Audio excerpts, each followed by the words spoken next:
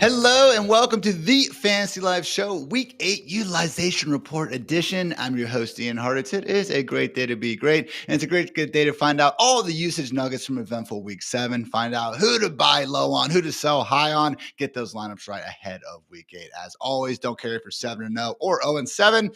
Latter would really suck, so hopefully that's not you. Either way, though, just try and get those lineups right ahead of Week 8 and win the matchup in front of us. Of course, we got the best in the business joining me today to accomplish all of that. Dwain, the Rock McFarland. What's up, Mr. Dwain? What is up, Ian? Day full of news. Tuesdays are always eventful. So looking forward to breaking it all down with you, man. There is a Twitter account that would kind of go through like the year actually, and it would be like, okay, in February, this is like we're, at the 13-minute mark in the first quarter of the entire like calendar year. But Dwain, if we had to do that for like the fantasy regular season, we're pretty much halfway through, man. It's halfway through Week 8. How are we feeling?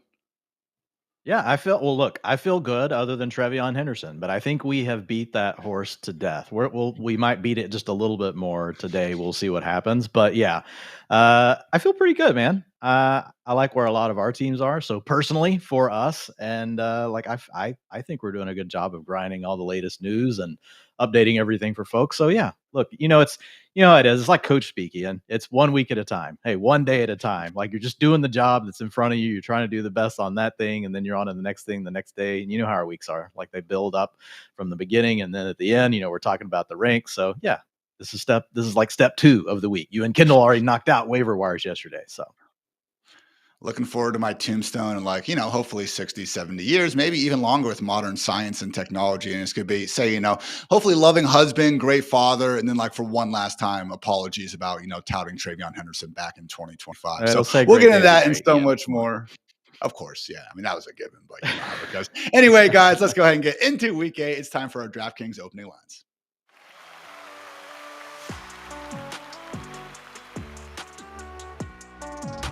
Kicking things off with the news, we actually had an announcement from the Vikings saying Carson Wentz will again be starting with J.J. McCarthy still not ready to come back from his sprained ankle. Sounds like it is getting close. KOC mentioned that if they were playing on Sunday, it could be a situation where we have McCarthy under center. Alas, they are playing Thursday night. So at least one more week of Carson Wentz. We'll be talking about this Vikings passing game a little bit later in the show. Also, though, Mr. Dwain, we saw the practice window get open for one Aaron Jones, been spending the last month plus on IR dealing with that hamstring injury. He does have a chance to return here by Thursday. How much would you be, dropping Jordan Mason down the ranks if we do have Aaron Jones back? For reference this week, I want to say Jordan Mason is, my RB15, RB16. Thoughts on if Aaron is going to return? Yeah, so I was just looking at this earlier, working on the rest of season projections. And if we go back and we look at those first couple of games, now Aaron Jones got hurt in the second game, but Jordan Mason was still getting, 55 to 60% of the rushing attempts. So I think he's already really established as the early down back. We will see the route participation come down, though. And so it's not like he's been super active in the passing game anyway. Like he's got a targets per route run of under 10. So most of his fantasy points have come on the ground. So I don't think it's like this massive thing. I think the one concern is, right, we're just talking about like a 1.5 weeks worth of data points. And Aaron Jones is a guy that we've seen get a hot hand in the past. We've seen him be a very explosive player. Now, Mason's played well. Like this year, he's averaging 4.52 yards per carry. Over the last 3 years, he's 5.31. So like he's doing his part. But I did bring him down in the rest of season projections. So I've got him projected for 54% of the carries, 36% to Aaron Jones. But that's still like, that's about where I think it's going to land, like a 55-35 split. We'll have to adjust as we go. But I did give Aaron Jones the passing down work. So that did hurt a little bit. And the rest of season rankings, that does push Jordan Mason outside of the top 24 in half PPR. He's now sitting at running back 30. He could still outperform that, but there's also, I have the other thing you were talking about baked in. I've really got J.J. McCarthy coming back after this week. And man, they were just a very different team. So even though we might see more rushing attempts with McCarthy back, so it could be a larger pie, like the efficiency of the offense could completely tank. The number of plays they were running per game with McCarthy was less. So even though you're running the ball more, if you're not running as many plays and you're running a slower offense, you're not converting third downs. Well, ultimately, it doesn't end up being a plus. So I'm low-key concerned about what it's going to look like with McCarthy. Now, I don't want to rule out a bounce back. Like, he's a young player. It was a game and a half, or it was 2 games really, but he's playing hurt the second game. So we'll see what happens. I've kind of middled it, Ian. I've moved their rest of season team level stats to being between where they've been with Wentz and where they were with McCarthy early this year, and that'll be the first data point I use, and then we'll just have to adjust from there. So definitely have some concerns though. Again, no QB change in Minnesota just yet. However, the same cannot be said for the New York Jets. Jets. We are expecting to see Tyrod Taylor now under center in place of Justin Fields per Rich Cimini. So we'll see what happens. Dwayne, owner Woody Johnson just, really just firing off takes out of Justin Fields. Quote, if we could just complete a pass, it would look good. Man, I don't know what team he's been watching for the last, quarter century at this point, but I will say Jets QBs haven't made the biggest habit over the years of completing too many passes. Justin Fields, though, did not help that cause.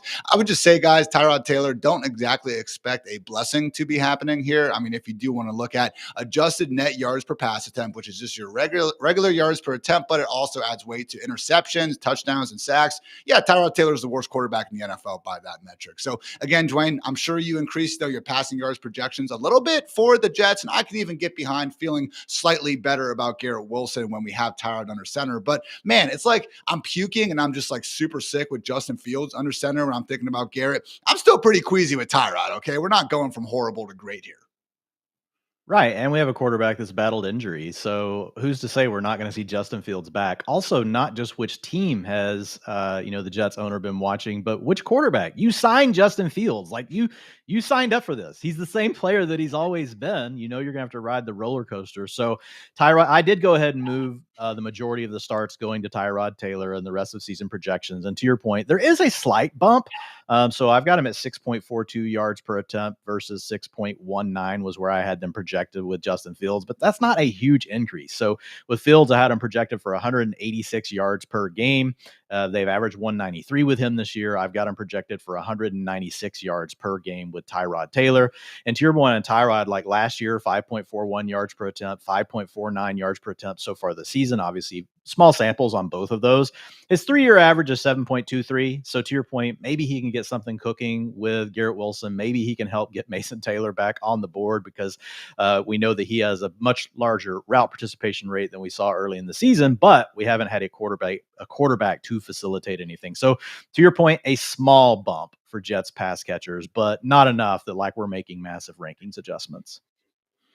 Unfortunately, a pair of pass catcher injuries we got to talk about briefly. First up, hopefully won't be too long of an absence, but we did see Texans wide receiver 1, Nico Collins, suffer a concussion on Monday Night Football. Certainly has been returned to production. Many fantasy managers, including myself, were hoping for this year. Hopefully Nico does get healthy soon and resumes his spot as one of the better wide receivers in real life and hopefully getting back to those ways. And fantasy, expect a little bit more from Jaden Higgins likely in the meantime. But yeah, not going to be able to overly trust any of these Houston Texans pass catchers, particularly once Christian Kirk gets back into the lineup as well. The big terrible news though, Dwayne, Mike Evans dealing with a broken collarbone. Also, I believe suffered a concussion on a nasty fall last evening. Looking like he is going to be missing maybe the rest of the regular season. The report that we got from Todd Bowles said mostly toward the end of the year. So man, wouldn't put it past Mike Evans playing through some pain, getting back there and being Mike Evans, but it does look like his magical 1,000 yard streak is going to come to an end. Just absolutely sucks to see for a guy who obviously worked so hard to get back from that hamstring injury in the first place, now set to likely miss the rest of the season. So as we have to do in fantasy land, looking ahead and seeing how things are going to go, Chris Godwin, who knows when he's going to be back, and Emeka Ibuka, obviously at this point, we are very confident in his ability to produce all sorts of fantasy points, but who would you expect otherwise, Dwayne, to be the beneficiaries in Tampa Bay? Yeah, I mean, obviously Agbuka's number 1, but I think Tez Johnson and Cade Otton are next, and then obviously Sterling Shepard sits behind that. But I think Tez Johnson is the guy that they'll want to get on the field to try to provide some of the bigger plays down the field. They do a lot of different things in what they do with Mike Evans. They don't necessarily line him up on the line of scrimmage. They move him out, they move him around, they stack him up. But we have seen him when you give him a little bit of space like that, like he's getting open, a lot. Like Baker missed him a couple times in this last game where he could have had an even bigger game. So I would say Tez Johnson is the wide receiver that's most likely to produce over this stud. It's not going to be perfect. Like I don't expect an 85, 90% route participation, but he might be around 75. And with Baker just dealing the way that he's dealing and being willing to push the ball down the field, and he's not afraid to go into tight spaces, I think those things all work into Tez Johnson's favor. If you look at Cade Otton, we've already talked about him on some of the previous shows, but in these games where they don't have guys and Baker has to, kind of make that first read and then he comes back and he checks it down under, well, it's Cade Otton. He's a guy just hanging around, man. And Baker's shown that he'd feed him in the past. So those would be the primary two would be Tez Johnson. I think probably more of a boom bust wide receiver 3 for now. And we'll see how it shakes out. And I think Cade Otton, high end tight end 2, that can spike and give you that tight end 1 upside. I know we had a lot of Tank Dell comms for Tez Johnson, and it was like, oh, you're just naming another speedy short guy. But yeah, I don't know, man. I can kind of see it. Tez, really great ability. Like took that screen to the house. Yeah, and he's getting wide open deep pretty much at will. So good stuff. Could have had an even bigger Monday night. Baker was a bit more on his game. Kind of rare overthrows, I would say, from Baker all night. Abuka had a couple missed opportunities as well. Only other notes, guys, Eagles are getting defensive end help. Brandon Graham unretired and has joined the team. And arguably the biggest news that I haven't gotten to yet, the Ravens have removed the players' ping pong table, video games, basketball hoop, and cornhole boards from the locker room. Getting serious, Dwain. At some point, you got to draw the line. Apparently, a 1-5 start was enough for Harbaugh to do just that. So we'll see if that's a turnaround the Ravens need. I would venture to guess their soft second half schedule could also be some assistance, but mostly just the ping pong table removal. But all right, guys, enough of that. Let's get into the utilization report. This has been our DraftKings opening lines.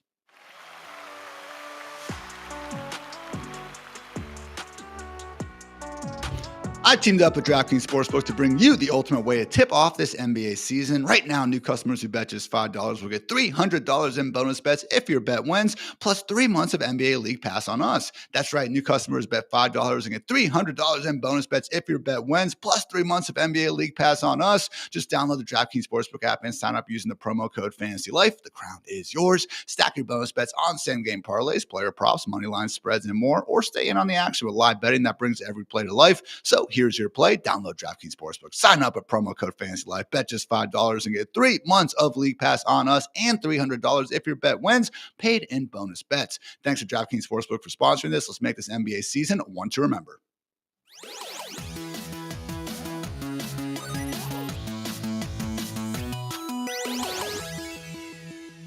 Love that little jingle because that means it's time for the utilization report presented by DraftKings. As always, invite you guys to check out Dwain's internationally renowned utilization report for free over at fantasylife.com. Again, we're going to touch on the highlights here, but truly one of the best reads you will find across the industry every single week. We thank you for your service, Mr. Dwain. But with that, let's get into it. The highlight of the utilization report, good news for Travis Hunter. Couldn't crack the position's top 36 finishers in the first 6 weeks of the season, Dwain, but apparently went to London and in Kyle Pitts rookie year fashion, finally started finding the end zone and balling out. Thoughts on Travis Hunter here once the Jaguars are going to be done with their week 8 bye? Well, look, the big thing is like Hunter is trending up. If you look at him over the last 4 games, his route participation has increased each week, and that culminated with an 89% route participation in week 7. Now, we did have Brian Thomas Jr. missing some time in this game, Diami Brown as well, so that could be part of it. But you guys can see the trend here, 61 to 70 to 74 to 86% to 89%. So he posted a really strong game the week before. Of course, the fantasy points hadn't followed yet, but they did in this week, as Ian mentioned. So there's really a wide range of outcomes here, Ian, and I painted 3 different scenarios. It's kind of eye of the beholder, in my opinion. With a lot of these guys, I will narrow it down and say, like, this is the range of outcomes for the rest of the season. But there's a few things that could happen. So scenario 1 would be that you believe this role that Travis Hunter has right now, and you think that what he's done over the last 2 games, basically being like an 85 to 90% route participation player, you think it's here to stay.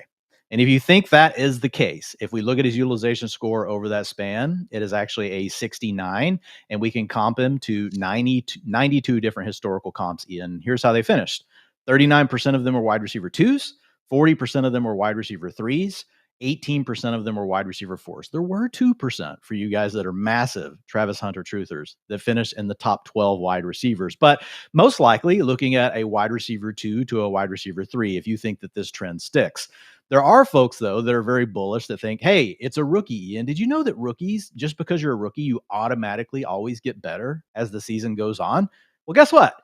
I dug into this further, and it's not even true. So if you look at round one wide receivers going back for the last 10 years, Ian, they actually dropped 9% in their production from the first 7 weeks of the season, which is where we are right now, through the rest of the season.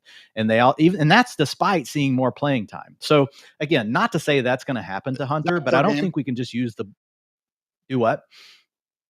Is that Is per that per game? game? Yes. Yes. Yeah. It's fantasy Cool. points per game.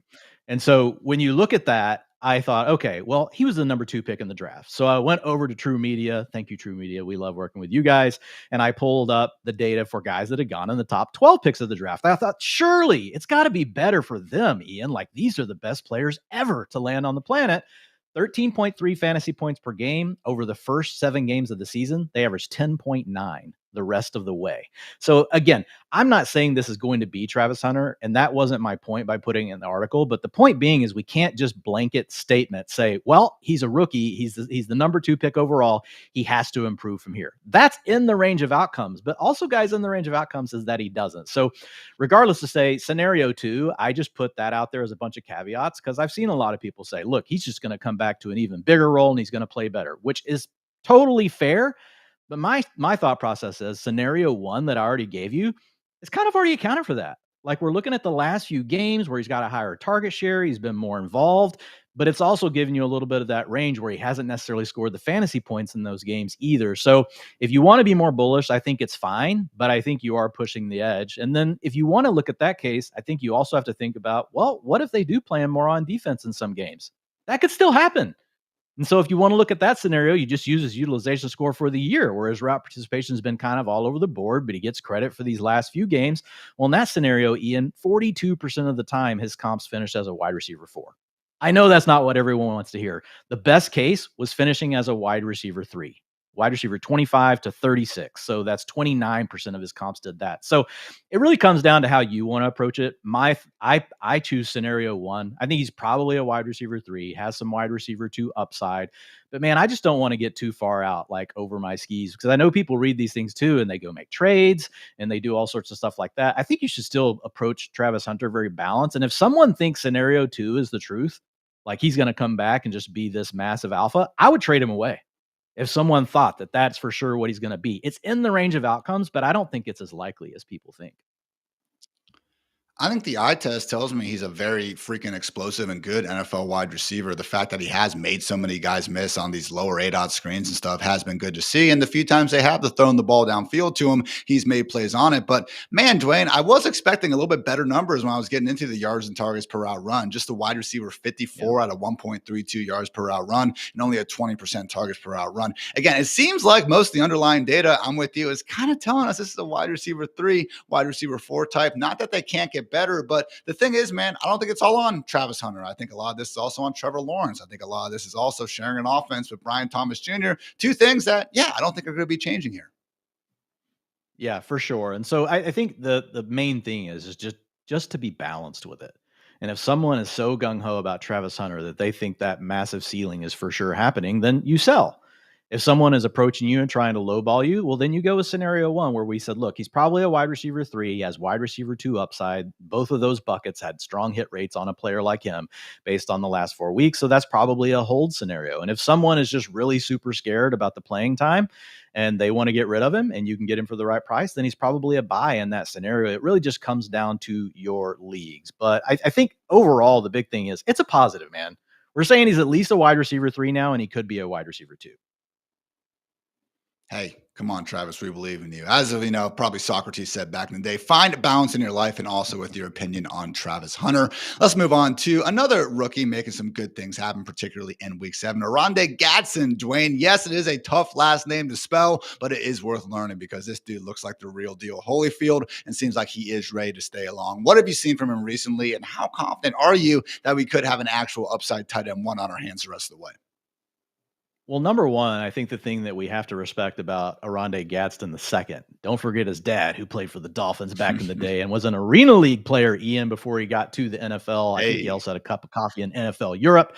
But when you look at Gadsden, he has taken away the starting role from other starters. Like now, Will Disley got hurt. That opened the door, but Will Disley has been back these last 2 games, and we've seen 77 and 79% route participation rates. So that's really good for Gadsden.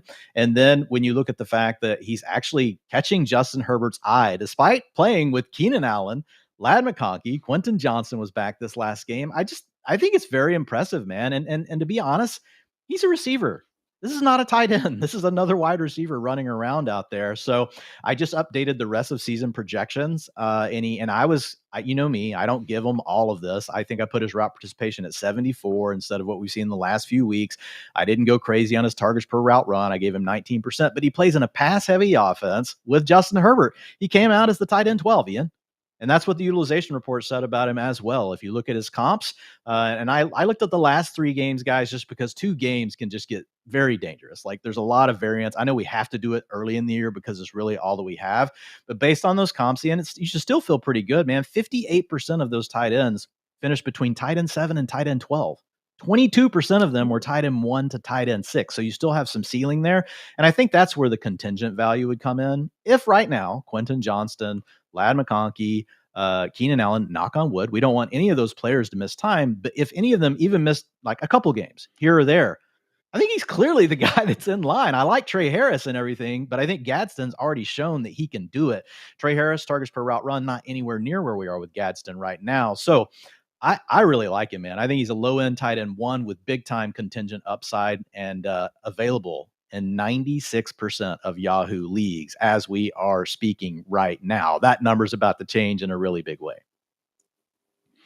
Early fantasy football ranks live on fantasylife.com actually has Gadsden as our consensus tight end 9 on the week, just behind Harold Fannin, assuming David Njoku is out, Dallas Goedert, and Dalton Kincaid. However, in front of guys like Kyle Pitts, who, by the way, playing some good football this year, Mason Taylor, Mark Andrews, and Zach Ertz as well. So I'll be honest, Dwayne, when I initially sat down yesterday and kind of had my ranks going, first cup of coffee and everything, I think I had Gadsden at like tight end 6 on the week. And I kind of said, okay, like let's take a breath here and not go too over our skis. But I still settled up with him as my tight end 10 overall. So I do think him and Kyle Pitts, similar players in terms of, let's face it, them being more wide receivers than tight ends, as you mentioned. And also with that contingent upside with the wide receivers potentially being banged up down the road. Again, not wishing that on anyone, but we've seen good things. As much as there is only one ball to go around Los Angeles, Dwayne, one of my favorite features of all the cool utilization tools we have on fantasylife.com is the team styles page, which shows dropback rate over expected. And I'm pretty sure we would have taken the under on what the Chargers have worked at so far this year. Yeah, I mean, we talked about the Chargers being more pass heavy last year after Justin Herbert got back healthy, but we didn't know that they would just go full on. Now we're just going to throw the ball basically every play. And that's where we are right now with the Chargers. And the other thing here, Ian, with the Chargers is there is meat on the bone. Like one of the things I like to do. So there's another data point that I look at behind the scenes, which is touchdowns per drive. And then I look at the amount of times that teams are actually getting into the red zone. So what percentage of their drives? And then I like to look at the difference between those two numbers to say, okay, like which teams are like they might be scoring okay from a touchdown standpoint, but whenever we look at how often they're getting to the red zone, there could be an opportunity. In the Chargers, man, they were one of the teams that popped up big time, scoring a touchdown on 22% of their drives, which is one of the like number 20 or 22 in the league. But they're getting to the red zone 37% of the time, which was 7th best heading into Monday Night Football. So you've got a delta of 15 percentage points. Right next to the Chiefs. The Chiefs are at 49% of the time getting the red zone and 34% of the time scoring a touchdown. So those are offenses where we like the quarterbacks, we like the weapons. Like some teams you might see that and be like, they probably just have to kick field goals because once they get down there, they don't have the weapons to do it. But they do for the Chargers, and Gadsden can definitely be part of that as well. So I think there's a lot of positives here, and we should get the offensive line starting to return to health as well, something we're keeping an eye on. I was about to say, Joe, come on, man. I know he continues to be banged go. up out there. That really will be a nice boost, though, for the entire offense. Last big-time takeaway from the utilization report, Dwayne. Jamar Chase and T. Higgins. Vibes are suddenly high with Joe Flacco under center over these last 2 weeks. Jamar Chase has an absolutely absurd 35 targets, but T. Higgins not equally good. Let's face it, no one can have 35 targets except Jamar Chase in a 2-week span, but still 18 for T. Higgins, and then nobody else on the Bengals has more than 8. Joe Flacco looking far more more like the 2023 and 2024 version of himself. Funny how that seems to work out as soon as he gets away from Cleveland. I know he was good in 2023 in Cleveland. Chill out, Browns fans. But yes, Dwayne, vibes suddenly have done a 180 since the Jake Browning era mercifully ended in Cincinnati. Yeah, so I mean, he's averaging Joe Flacco 281 yards and 2.6 touchdowns per game in these two starts. Well, that's a really small sample, but if we zoom back out and we look at 23 and 24, don't worry, guys, I will include 2025 in the sample in a second.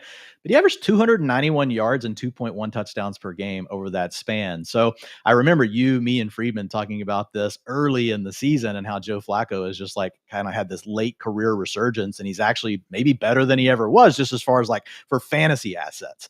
And then if you look at it and you include this year and say, okay, he was bad with the Browns. He was part of that team. He was part of the problem. 269 yards, though, even if we include those 4 games over the last 2 seasons and 4 games heading into this year. This year, plus the 2 games we've got from the Bengals as well, but 269 and 1.8 touchdowns. So I looked at him in the rest of season projections, Ian, and I've got him right. I've actually got him below those numbers by a little bit because, I try to keep those a little bit more conservative by nature. But yeah, man, there's plenty of room here. And then if you look at obviously what's happened with Chase, I mean, he's got a perfect 100 utilization score in the 2 games with Joe Flacco. Guys, that's really hard to do on a 1-week sample, much less a 2. We're not saying he's going to have 100 out of 100 the rest of the way. But it is really nice to see Mr. Jamar Chase back in balling. Updated rest of season projections, like I mentioned, Jamar Chase is the wide receiver 1 the rest of the way after making this update. And then if you look at T. Higgins, I think that's really the biggest one. Because like if you have Jamar Chase, it's like, well, I drafted Jamar Chase. I'm playing him every week. But people have been having to make decisions around T. Higgins over the last few weeks because he really got to that spot where it's kind of like, man, like, can we play this guy? Or maybe you drafted someone later than him that you were just putting in the lineup over him. So I looked at T. Higgins, looked at his utilization score. I had to balance it out because we just got 2 games here, guys. But the main takeaway here is 53% of his comparisons were wide receiver 13 to wide receiver 24. So we're back in the graces of having a wide receiver 2. Now on either side of that, 26% of them, Ian, were wide receiver 1s. Okay. And then 21% were wide receiver 3s. So wide receiver 2 is kind of the safe spot. I did update the projections and he's coming in as wide receiver 20 in the rest of season projections after my updates today.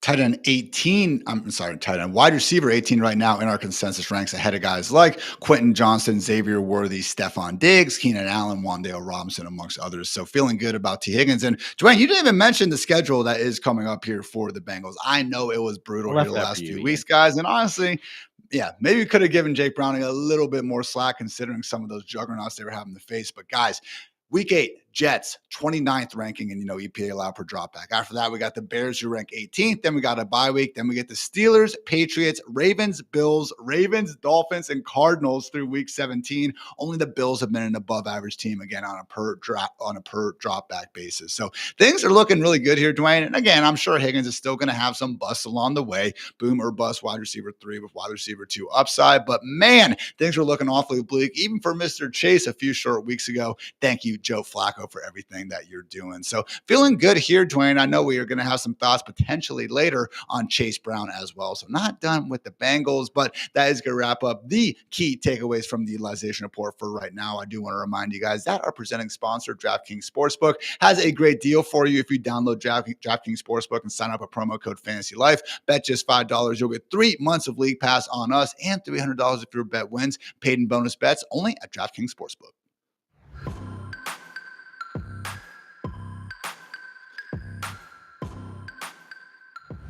Let's talk some running backs in the ever-evolving committee nature of the NFL. As we mentioned at the top of the show, Dwayne, maybe got to beat that dead Travion Henderson horse just a little bit more because it is Ramondre Stevenson bell cow season here in New England. So, hey, fumbles aside, Ramondre has gone out there and honestly finally put forward a real nice performance last week. It was against the Titans, but 18 carries, 88 yards, and a touchdown. Man, the 2 weeks before that, guys, he only had 32 total yards on his last 20 carries. So, again, offensive line, I wouldn't say has done either of these running backs many favors. And let's face it, the running backs themselves haven't been all that good. That said, Dwayne, you know what is looking good? Ramondre Stevenson's utilization.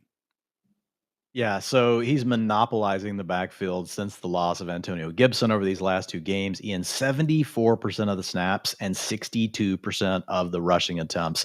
And we thought it would be a scenario where that would get split more evenly between him and Trevion Henderson. That just hasn't been the case. They have really leaned into Ramondre. So, yeah, man, we have to upgrade him. And you mentioned it. Neither one of these backs have really been good, but Ramondre's been slightly better than what we've seen so far from Trevion Henderson. So Henderson's going to have to do his part to earn that role. And obviously, there's something going on in practice or whatever it may be, Ian, that is not leading to that. So, looking at Stevenson's 55 historical comps, he's got a utilization score of 67 over the last 2 games, guys. Like, the utilization's been nice, but remember, utilization also looks, are you producing on your opportunities? He's looking at multiple factors. That is holding his score down, but his comps average 12.9 fantasy points per game. I get it. You guys are going, oh, woo, like I really care about 12.9. Man, I wish I could project 12.9 fantasy points per game for Chuba Hubbard or some of these other guys that we're going to talk about, like the Seattle backfield. I'd feel pretty good about it. And that's where we are now with Ramondre. So 42% of his comparisons finished between running back 13 and 24. So you got a running back 2. 44% finished as a running back 3. So running back 25 to 36. But 14% of them did go on to be running back 1s the rest of the season, Ian. Now, I don't think we can completely write off Trevion Henderson for the rest of the year. Like, we obviously are not going to keep projecting him for, yards and touches every week. But just know this. We talked about the receivers earlier, Ian, but if you look at the running backs going back to 2015, fantasy points per game, guys that were particularly these round 2 picks. So they've got which, like, that's basically a round 1 pick these days in NFL draft circles, just because running backs don't go in round 1. So if you look at it, they have actually improved their points per game by 32% over weeks 8 through the finish of the season versus the first 7 games. So a little bit different story than what we talked about earlier with the wide receiver 1 going in the early first round and Travis Hunter. So if you have Trevion Henderson, I get it. It's the first Bimageddon of the year. You might be forced in like smaller leagues and stuff to cut him, but you can always circle back to him. I don't think he's going to be a hot name anyway, but if you can try to keep him, do it. Like, just keep him stashed. And I saw I know you made a comment that, like, man, even if like Ramondre went down, I'm not even sure if Trevion Henderson would get the full workload. I think it's fair, but at the same time, like, at some point, man, like I feel like he's going to get a little bit more work. So just a stash play at this point, though. Obviously, we won't be projecting him the same way moving forward. It really is sad, man. If Ramondre Stevenson missed the game, I give Trevion like a 70% chance of starting. But if they charted out Terrell Jennings, who, I'll be honest, guys, I didn't know existed this time last week, I really wouldn't be all that surprised. Hearing Mike Vrabel after the game call him their 5-minute back, I'm assuming that's just terminology for a guy that they want to use to try to ice the games away. It's very problematic, Dwayne. Clearly, they have typecast Trevion Henderson as more of this pass down only back who, isn't big enough or whatever, can't handle the early down role, which was always a possibility, okay? And I think it was warranted. We're seeing that play out. Anyone that thought that was going to be the case coming out of college, good for you. What I can't believe is happening is that we aren't getting any sort of gadget touches out of this guy. And there's not many out of the offense as well. Like, just, again, Demario Douglas, like, I guess would be the next best guy to try to get the ball to in space. But Stephon Diggs, Mac Hollins are not using Kyle Williams at all. Hunter Henry's, Austin Hooper, like, they're good at what they do and everything. But none of these guys are the sort of like, okay, get them the ball 1 yard downfield.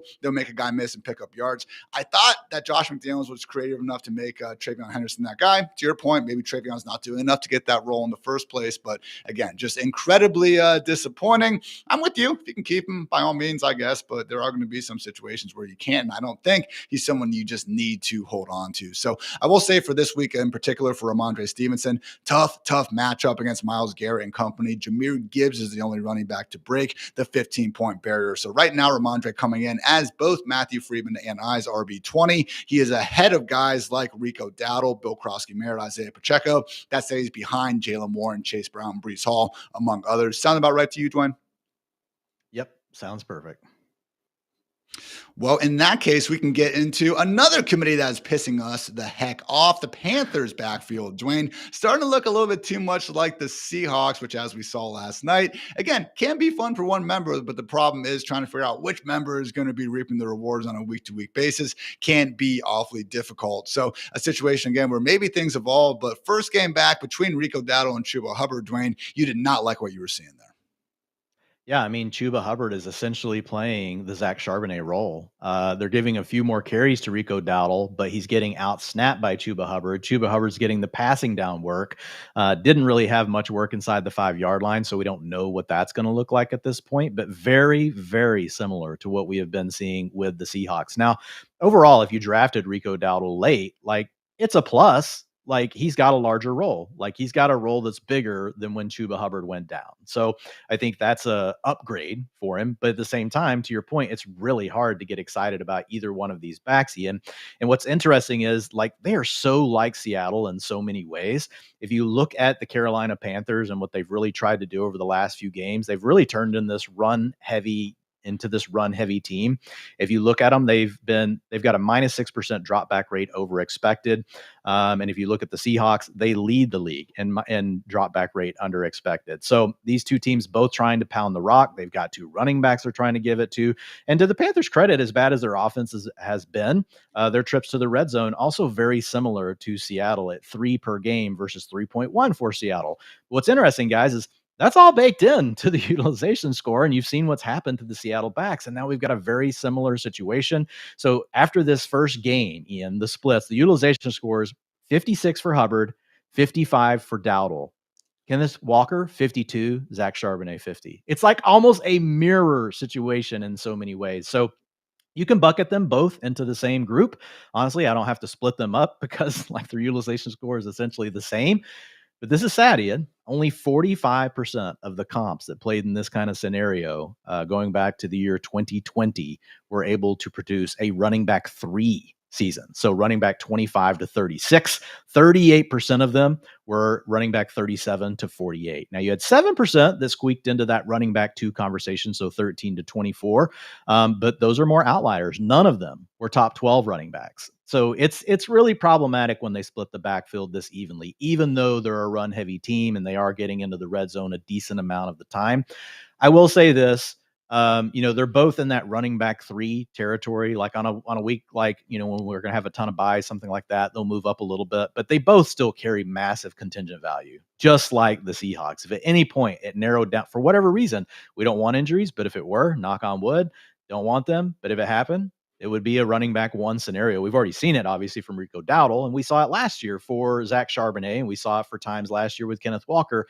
And then the same thing would probably be true for Chuba Hubbard. But when they are together, while it may be great for the team, the NFL may like it. Like it's great for, the coaching staff of the Panthers. It's not good for us in fantasy. And that is the point here. We're not trying to say the Panthers or Seahawks are dumb for not featuring, the one running back with the higher yards per carry rate. Guess what? Both these teams, even the Panthers, 3-game winning streak, like they're winning football games doing what they're doing, okay? So by all means, you should be featuring multiple running backs. Personally, I don't think Christian McCaffrey should be on pace for 449 touches. Am I very happy he is because of my fantasy implications? Absolutely. But again, just something to keep in mind with this. We are actually looking at 2 of the bigger discrepancies in terms of yards per carry performance between a team's RB1 and RB2 in Carolina and Seattle. And guess what? I don't think the coaches care. I doubt they're even looking at that right now because why should they? Again, they are winning football games. That said, Dwayne, I wouldn't be surprised if this, fairy tale story in Carolina goes ahead and hits midnight soon. Reminder, okay? It's the NFL. Any given Sunday, I get it. At the same time, the Panthers have beat the Dolphins, the Cowboys, and the Jets over these last 3 weeks. Next up, the Bills and the Packers. So again, Dwayne, easy to say, oh yeah, split everything up. We're already, building a insurmountable 7-point lead on the Jets here. But once you got, Josh Allen and company coming to town, maybe that could force their hand a little bit more.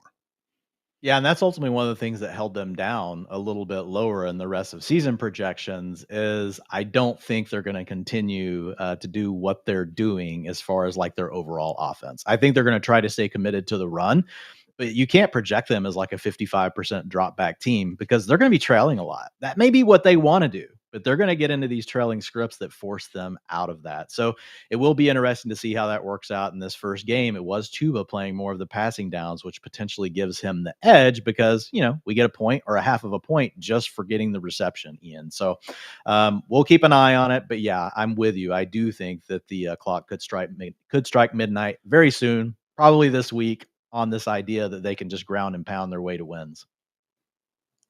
Last note, again, we are expecting Andy Dalton to be under center for Carolina this week while Bryce Young deals with the sprained ankle. Dwayne, the Panthers are 4-3 this year, okay? If Andy Dalton had started every game, what do you think their record would be? I mean, their record would probably be similar, but I think they would have more passing yards. I mean, they might have won one more game, but it's hard for us to say like in NFL terms because we've seen Andy Dalton. I mean, we've seen him at this point in his career. He's not necessarily a guy that's going to change, your team. I do think, just from having watched all of the Ted McMillan film, there are a lot of times when Ted is getting open. Now, guys, if you go watch film for every player, you'll find this with everyone. You'll be like, oh my God, he was wide open. How'd the quarterback not see him? Well, like the quarterback got pressured off their spot. The way their read progressed, it told them to go to the right side of the field. Maybe Ted was on the left. But I do think that there is an opportunity here with Andy Dalton back for him to know that, like, I just need to lock on to my really good dude. Like, he's played with some good wide receivers over his career. Back in the day, it was AJ Green back with the Bengals. And so I do think there's a chance here, though, even though the passing yards per game, I didn't project for way more this Ian. I've got them a little bit higher than what they've been with Bryce Young. I do think there's a chance that he does consolidate around Ted McMillan. I'm guessing he has also been watching that film. I would say still be 4-3. I don't think Andy Dalton's a good quarterback. The problem is I don't really think Bryce Young is either. Wouldn't be surprised if we see a relative, not really a drop off in performance. We will see what happens though. So guys, much more to come here on the Fantasy Live show. First, a quick word to our friends over at Xfinity.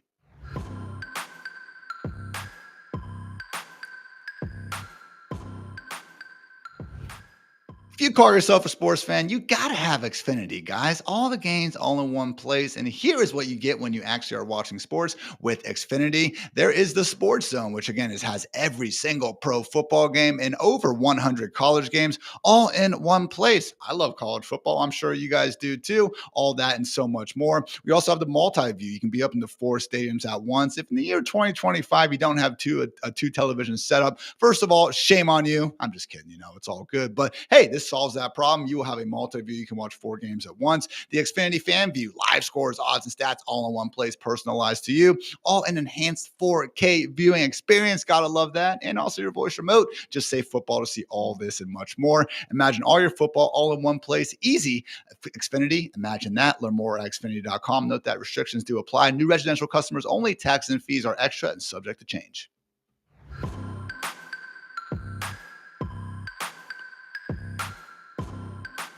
Breaking down the utilization report here on the Fantasy Live show, and it is time for some potential buy low or sell high candidates. Dwayne, starting off with Vikings wide receiver Jordan Addison, low-key working as the wide receiver 7 in PPR points per game over the first 3 weeks of his season. Of course, missed the first 3 games while serving a suspension. And hey, someone that we've obviously talked up over the years. And last season, I remember one of my favorite offseason stats was the fact that both Justin Jefferson and Jordan Addison were top 5 wide receivers from week 8 through week 17. Again, it was the offseason. That's the spirit of arbitrary timelines. But I guess the lesson here, Dwayne, is, again, Jordan Addison doing some good things. How are you feeling about them continuing? Well, I think it's positive, obviously. I mean, we've got a year 3 player, Ian. He's got an 85 utilization score through the first 3 games. His targets aren't that different than what we've seen over his first 2 seasons, though. It's 20%. The big thing that's going on right now is he has 36% of the air yards. He ranks 4th in the NFL right now in catchable air yards per game at 77.3.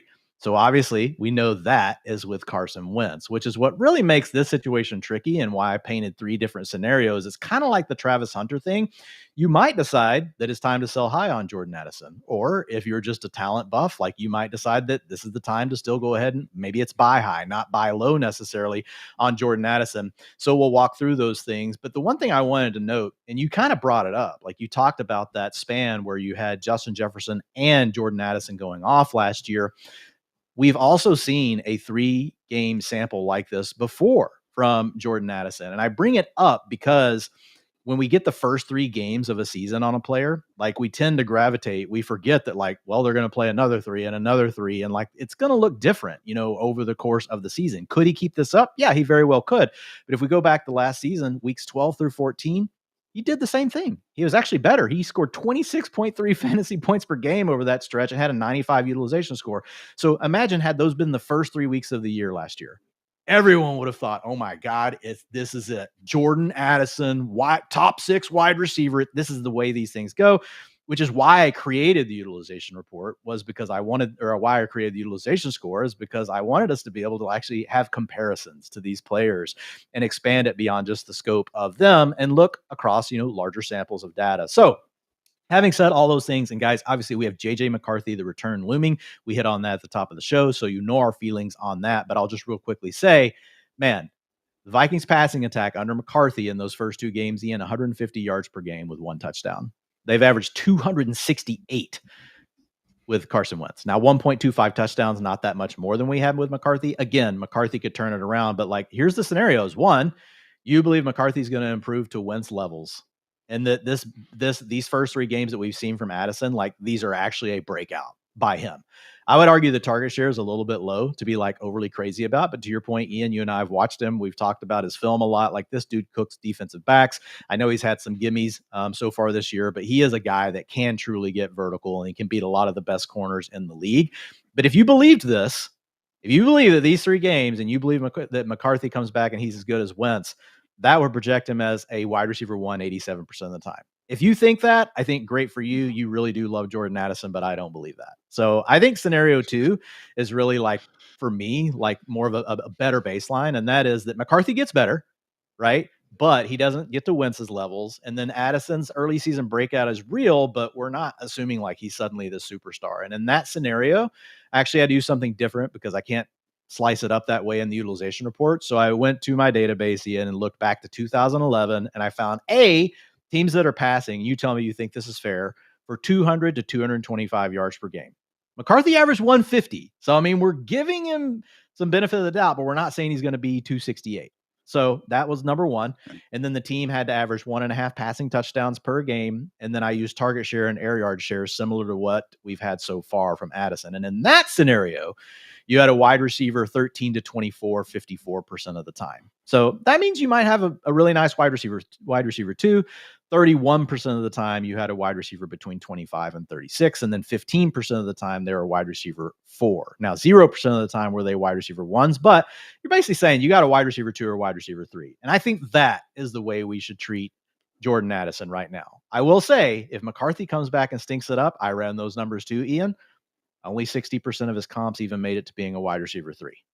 30% of them were wide receiver 4s. None of them were wide receiver 2s or wide receiver 1s. So again, a lot of this comes back to how you feel about McCarthy and what you think he can do. Even if you're assuming that what Addison is doing right now can stick, the problem is, man, those catchable air yards, Ian, that is massively tied to Carson Wentz right now. And that is just a huge factor. So I think if you're wanting to be an Addison bull, like I would still take the middle scenario. I think that would be as bullish as I would want to be.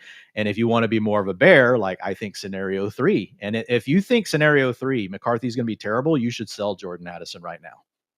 If you think that he's going to come back and be anything close to Wentz, then it's probably a hold or a buy. I will say, guys, like we have 41 pass attempts from JJ McCarthy. He was in Chicago, brought him back in the 4th quarter and made some big time throws then. And let's face it, that Bears defense I thought was going to be horrible. And they lead the NFL in takeaways right now. And they were a little bit less banged up in week 1. And then he faced the Falcons defense in week 2, which I don't know, Dwayne, Mac Jones was throwing for 300 plus yards in every one. What did he finish up with against the Falcons? 150 or so despite being at home. So I don't know, man. I think at the beginning of the year, we looked at it and we said the Bears and the Falcons, good God, McCarthy sucks. He can't move the ball on those guys. And here, as we enter week 8, it's like, actually, those defenses were pretty good. So again, I swear to God, Thor Nyström does not have a gun to my head right now. Like this is just my personal opinions about the situation. But I just think the whole situation has been a little bit, man, blown out of proportion. Like 2 games and people are already trying to say this dude is just complete trash, man. I get it. They weren't good performances or anything. But also, guess what? There was no Jordan Addison in those games. We had Justin Jefferson and a bunch of nobodies afterwards. So I tend to think it is scenario 2 as well. But Dwayne, 4 trades that have happened today here as we record this on October 21st. first. Tell me what side you would want. Jordan Addison or Marvin Harrison Jr.? Jordan Addison. Jordan Addison or Jalen Waddle? Jalen Waddle. I'm with you. I might actually take Marv. His schedule opens up nice, but that one's close. I'm with Yeah, you. it does. Waddle. It's Jordan Addison actually or, close between those two. yeah, Go ahead. I think it's good value. Jordan Addison or Rico Dowdle? Jordan Addison. I mean, it comes down to your team Jordan needs. Addison We just talked about the Panthers, so for sure. Yeah. And that's what you got to do, guys. In all these trades, you find a wide receiver needy team, you need a running back, yada, yada, yada. Last one, Jordan Addison or J.K. Dobbins? I probably lean Dobbins on that one, but it's close. Like if I needed a wide receiver, I think it's pretty fair. I think both players have probably similar floors. Like if RJ Harvey's role grows, like that could eat into Dobbins. So I think they have similar floors and ceilings. So there we go. Dobbins, Marvin Harrison Jr., that's around fair market value. If you can go ahead and get, Addison for someone like Rico Dowdle, that's probably better. Wouldn't be willing to go quite as high up as Jalen Waddle. So good talk there. Let's move on to another wide receiver who's playing some good ball right now. Dwayne, Saints wide receiver one, Chris Olave. One of honestly the best performers at the position this year. When you look at preseason ADP, he was the wide receiver 35 compared to now his standing in PPR points per game, all the way up at wide receiver 17. Yes, he wasn't quite that high before this last 2-week stretch, but hey, it's happened, Dwayne, and it's awesome. Yeah, but the underlying data before the 2 games told you to buy him, and we told you to on this show. He was in the utilization report 3 weeks ago for these reasons, but now we have to talk about him again, Ian, because those games have happened, and so his utilization score now sits at an 83. That's number 7 in the NFL.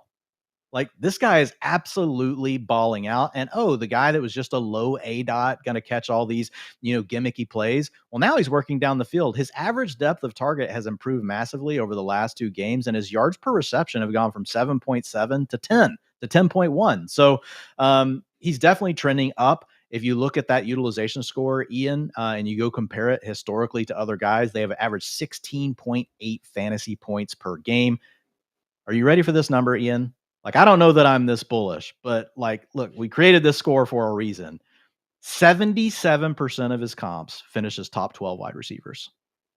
21% of them were wide receiver 13 to 24, and 2% of them were wide receiver 3s. And if you remember the show when we talked, a few times ago, I was like, man, it's going to be an outlier year if he's a wide receiver 3. He's most likely a wide receiver 2. Well, now, like the way he's performing, it tells us that there's a wide receiver 1 ceiling. And I don't know that people are going to look at him as having that. And a lot of this does come back, and we have to give credit to Spencer Rattler and to Kellen Moore and the way that they're running the offense. And Olave, we've known that he's a good player. It's just never quite worked. Just weird little things have worked against him, whether it's the concussions, leaving the games, or whether it's deep balls missed by his quarterback, even though he's cooked somebody. So Ian, honestly, this role's better than the role that he used to play, because now he doesn't have to just live off of kind of what we just talked about for Jordan Addison. We got to hope that those big plays down the field, really hit for him to go off. Like he's giving you the 12 to 14 fantasy points per game just on the easy stuff. And then when he does what he did in these last couple of games, that's where you really get the fantasy boom. So I didn't go as far. I know you guys will probably think this is sacrilegious. Like the utilization score says this, Dwayne, you have to do it. I didn't move him to wide receiver 1, but I did upgrade him to mid-range wide receiver 2 territory, and he carries wide receiver 1 upside. I mean, he's got the second most targets in the NFL. Like that's wide receiver 1's firmly in his range of outcomes there. So it is funny though. Olave, 71 targets, 440 yards. Jackson Smith-Njigba, 70 targets, 819 yards. So again, things have been going better. Let's remember though, not all targets are necessarily created equal, but again, doing good things. Schedule certainly winnable enough moving forward as well. Dwayne, some trades that again were executed today. Chris Olave or Jordan Addison. I think I'm team Olave there. Olave. Slam dunk Olave for me. Slam dunk Olave. How about Olave or McConkey or Quentin Johnston? I would go Quentin Johnston, Olave, McConkey. And you could make an argument, honestly, for Olave over QJ. Well, QJ's really come on. He's been hurt. He missed, week 6. Last week was coming back from the hamstring. But I just like the Chargers offense better. You could definitely make a case though. I mean, Olave, like he can have a 30% target share. I mean, Quentin Johnston's not getting that. So that one's close, but I'm definitely taking Olave, at least second in that stacking order. And then finally, Olave was traded straight up for Jalen Warren as well as Rico Dowdle. Again, depends on your roster, but I think I prefer him to both those running backs. How about you? Yeah, Olave easily over again, like you said, depends on roster, but just straight up easily over those two players. So again, guys, I don't think those trades are too different than what they were a couple weeks ago, and we've actually started to see some of the Nope. production come to fruition. Good stuff there from Mr. Olave, and hopefully the good times keep on rolling. Last one, Dwayne, another Saint in this economy, no less. Yeah. One talks about Alvin Kamara, obviously poised to see even more workload with Kendre Miller out for the season. I won't add that Eric McCoy, the Saints starting center, also expecting to miss the rest of the season with a torn bicep. So not exactly expecting Kamara's efficiency to be taking a huge boom anytime soon. That said, Dwayne, as we kind of see around the league, sometimes it's bad efficiency. As much as it sticks out in our mind in the short term, it can be corrected in the longer term. And just from a pure utilization profile, things are looking pretty good for Alvin Kamara. Yeah, I mean, efficiency, we know overall it's not sticky. It's not sticky year to year. It's not sticky game to game. It's not sticky rolling 4 weeks to rolling 4 weeks. Now, you can be smart and you put your thinking cap on, like Ian just did. Talk about the offense, talk about the offensive line, and you should certainly take those things in as factors. So when I did the rest of season projections today on Mr. Alvin Kamara, Ian, I did move his efficiency down, even though I was moving up his utilization. So if we look at him, I think we can pretty much just use his utilization score for the season, which is sitting at a 76. And the reason I say that is if you guys look at him the first few games before Kendre Miller became a thing, he was getting a massive workload on the ground, but not through the air. They were giving those targets to Juwan Johnson. This last game, what happens? Kendre Miller leaves, and what do? They load him back up on the ground. They take away the targets. And those games where Kendre was really getting more of the workload, and they were able to free up Kamara from some of those duties, they were targeting him more through the backfield. So it's almost, and this could be a small sample thing too, guys. So I'm not trying to say this is predictive. What I'm doing right now is only describing to you what's happened so far with the Saints. And we can make the mistake of thinking that, oh man, we see this trend and everything lines up. It's like a Tetris, and you're like, oh man, I just solved this puzzle.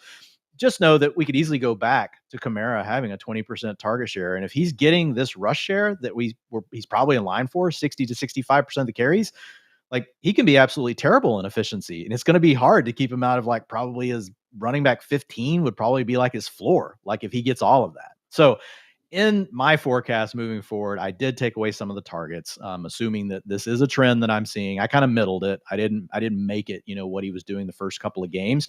But his comps, Ian, from a utilization score standpoint, and again, this is where the efficiency is hitting him because utilization score doesn't look at efficiency, guys, but it does look at production. Are you scoring fantasy points on your opportunities? Are you having to leave the field for the big, slow, old wooden ship called Taysom Hill, that takes, 2 hours to turn to the left and veer into the end zone? Yeah, you're losing those carries and the utilization score knows it. So 14.7. So you would, for most players that I'm now projecting the role that Kamara has, like it's going to be higher than that. But the reason why the utilization score is looking at him differently is because he hasn't done a lot with his opportunities this year. But man, the big takeaway here, Ian, 64% of the comps were running back twos. So 13 to 24.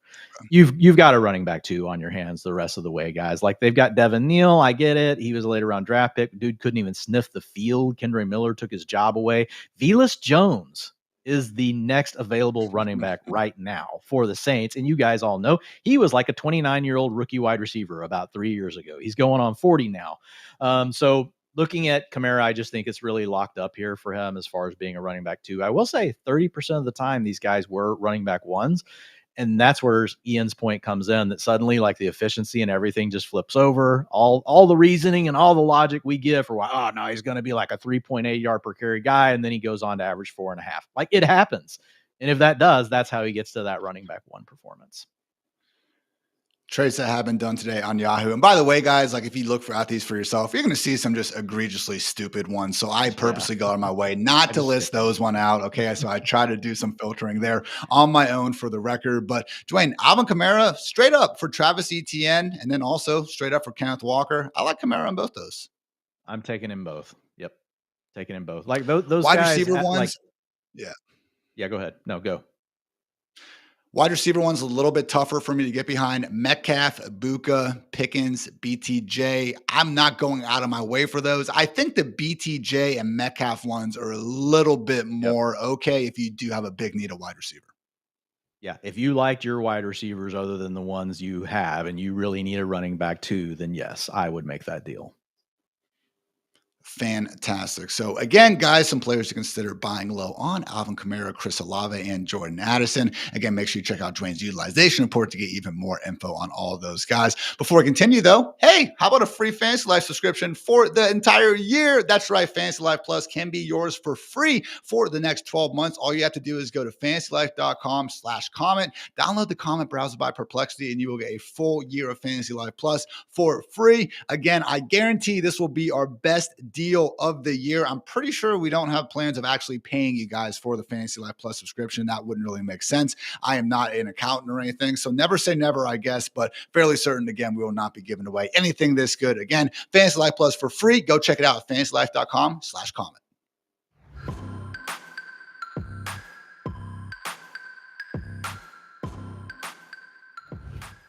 Time for some rapid fire utilization score movers. Dwain going through again some extra players that, yeah, for one reason or another are moving up or down with their utilization score. Starting off with, despite back-to-back duds, let's face it, Bill Krosky-Merritt moving up in terms of his utilization score. Yeah, the public has turned on Bill. Ian, everyone loved him, and this is what happens. Like when people get overhyped and then they don't live up to it, the immediate reaction is to think that they're terrible. I was tweeting some of the utilization notes out before we do our Sunday night recap, and I did some stuff on Bill. And man, I looked, I didn't reply to any of them, but I started looking down. I was like, oh man, like people hate Bill now. And you mentioned it, like he played two really bad defenses in the Cowboys and the Bears, and averaged 6.9 and 4, and got 6.9 and 4.2 fantasy points, but his utilization score is up 12 points over the last 4 games. So the utilization score doesn't lie, guys. His role has grown. Yes, about 50% of the work is still going to Chris Rodriguez and going to Jeremy McNichols. He gets some of the pass down work, but still, we have Bill in his largest role of the season, and his utilization score comps have averaged 12.1 fantasy points per game. I know, guys, you want 16 and a half, you want 18, but still, that's a usable fantasy asset, especially with all the bye weeks here. So he's a borderline running back 2, high end running back 3, and he still has upside. Ian, like people act like if you don't like take over the whole backfield immediately that you can never do it. Like this stuff sometimes happens as a progression. Remember Rashee Rice, his rookie year, it was like 40% route participation. Then you're stuck there. Then it got to 60 and everybody got excited, and then it didn't go up again. They're like, oh man, Rashee Rice sucks. And then, 3 weeks later it went to 80. And what'd you have? You had a fantasy superstar on your hands. So you just got to remember, guys, sometimes it requires patience, and he's still a usable player. Another player on the up and up in the utilization score street, Stephon Diggs, Dwain, who unfortunately has the second most targets in the NFL behind only Jerry Jeudy without a receiving touchdown. That said, you're pretty confident the good times could start to really get rolling here soon. Yeah, because he plays with Drake May instead of Dylan Gabriel. So I am almost certain Stephon Diggs's fortunes are going to turn for the better. I did the rest of season projections, like I mentioned today. He came in as a low-end wide receiver 2. I honestly still think, like, if he did get a full-time role in, like he's been between 64 and an 82% route participation over the last 4 games. If he was like an 85, 90, and this is a slow ramp up they're doing, and it's not something that they want to do with Diggs all year, I think he has wide receiver 1 upside. I know he hasn't done it yet, but man, a 32% target share over the last 4 games, the dude is absolutely back from that perspective. So even though the routes haven't been there, he's got a 76 utilization score over that span. His comps have averaged 15 fantasy points per game. Oh, guess what he's averaged over the last 4 games? 15.1. So Stephon Diggs is doing his thing. He's a low end to mid-range wide receiver 2 with upside. That said, we're going to be negative Nancy's here for a second, maybe negative Nelly, however you guys want to use it. But Rome Odunze, Dwain, started off hot as heck during the first 4 weeks of the year. Times have not been as good recently, trending down in the utilization score. Yeah, so and this isn't all on Odunze. Like his target share is still good, Ian. He's at a 25%. He's leading the team. So it isn't like Rome is suddenly, struggling because of him. Like he's part of it. Like you're part of the equation. But his utilization score has fallen 14 points over the last 4 weeks. He now sits at a 72. The big other component that's going on here is, man, the Bears, since they've come back from the bye, Ian, they have a minus 9% drop back rate over expected. in these two games. Small sample alert, guys. The Bears could get pushed out of that and they need to throw the ball more, but it does appear right now on the surface like they came out of that thinking, we're going to run the ball more. We saw more Kyle Monangai last week as more of a split with DeAndre Swift. You mentioned on the Sunday night show how many times they ran the ball, and it's probably a good idea to split that workload up between two guys. So there's a chance that we've got a scheme shift going on here and that they're going to lean more into the run game. And if that does happen, well, then the pie shrinks for the wide receivers, even though we still got that 25% target share. So while we thought Rome Odunze was really looking more like a wide receiver one just 2 to 3 weeks ago, right now, looking at his historical comps for his utilization score for the season, Ian, 62% of them have been top 24 finishers, and they average 14.1 fantasy points per game. So sitting there as a mid-range wide receiver two, I know, guys, we thought he was really into the wide receiver one conversation, but this change in the Bears offense is enough right now. You got to downgrade him. And just know it's a small sample in the 2 games out of the bye. Like they could turn back into a pass heavy team overnight. So we'll see what the Bears do from here. But Rome mid-range wide receiver 2. And to cap things off, second-year Giants tight end Theo Johnson, Dwain, trending up. Yeah, sure. Maybe got a nice bounce of the football last week on that touchdown. But hey, he's also scored 4 touchdowns over the past 4 weeks. Continues to look a lot like a number 2 pass game option in New York with Neighbors done for the year and Darius Slayton still sidelined with the hamstring issue. Yeah, his utilization scores up 13 points over the last 4 games, Ian. So obviously Malik Neighbors got hurt in one of those games, and then he's had the games he's missed. So over that span, he's got a utilization score of 77. His historical comps have averaged 11.7 fantasy points per game. You guys guess it? What does that sound like? It sounds like a low-end tight end one, doesn't it? Yeah. Well, 89% of his historical comps did finish as a top 12 tight end. So I put him as a borderline tight end one. For the rest of the way, with Jackson Dart looking better each game, Ian. And with that, going to wrap up this edition of the Fantasy Life Show. Again, make sure you check out Dwayne's full utilization report over at fantasylife.com. And we appreciate you tuning in. If you like the show and like the show, it always helps when you hit that subscribe button as well. So for Dwayne, for producer Matt, for producer Tony, I'm Ian. Thanks again for tuning in. And until next time, take care, everybody.